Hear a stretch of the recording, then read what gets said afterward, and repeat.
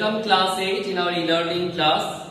So we have already started the chapter Understanding Secularism. Take out your political life the book Social and Political Life. Take out page number 22. We have already discussed the matter that in government high school religious festival cannot be celebrated.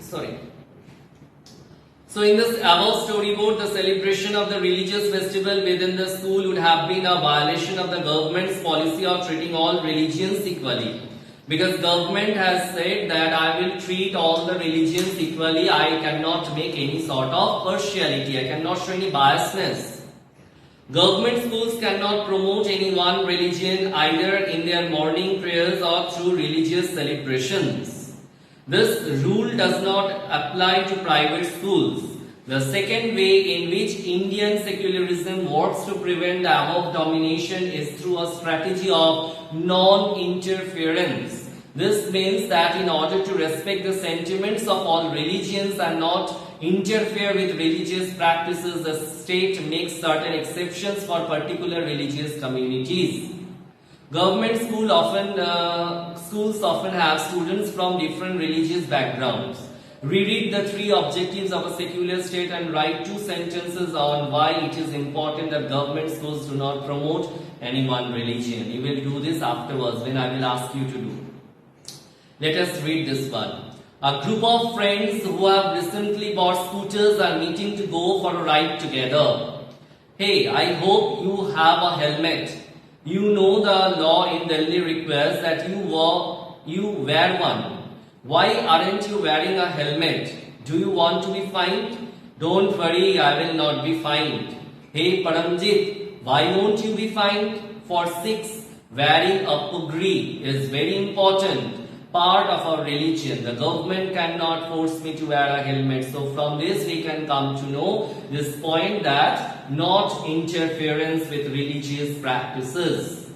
So in the above storyboard, Paramji, the Sikh youth, does not have to wear a helmet. This is because the Indian state recognizes that wearing a pugri or turban is central to a Sikh religious practice, and in order not to interfere with this, allows an exception in the law. So first of all, this Paramjit, he has to think that for whose safety it has been said that you must wear the helmet. It is for the safety of the government, or it is for the safety of the children, people like Paramjit. You are wearing the helmet for your safety. What the government has to do with this? The government has to bear the cost if some sort of accident is happening over there. But that also the government, it is not at all, nobody can force the government. It's not a matter of mandatory service from the government's part. Because you are not careful about your health. You are not using the helmet. So it's your matter, your problem. But here the government will not interfere because it is related to the religion. The third way in which Indian secularism works to prevent the domination listed earlier is through a strategy of intervention. So you must go on underlining these strategies. Intervention. You read earlier in this chapter about untouchability. I have explained you regarding this untouchability. This is a good example where members of the same religion, upper caste, Hindus, dominate other members from lower caste within it. In order to prevent this religion-based exclusion and discrimination of lower caste, the Indian Constitution bans untouchability. It has been totally removed. That means the government has taken measures enough to remove it, but until and unless we are following the government rules, how we will be able to remove all this sort of ill practices from our community or from our country. In this instance, the state is intervening in religion in order to end a social practice that it believes discriminates and excludes and that violates the fundamental rights of lower caste who are citizens of this country. Here the government has to intervene. The government has to speak against this untouchability. Otherwise, people like us, that means our other countrymen or our citizens, they will have to suffer. They will have to face tortures.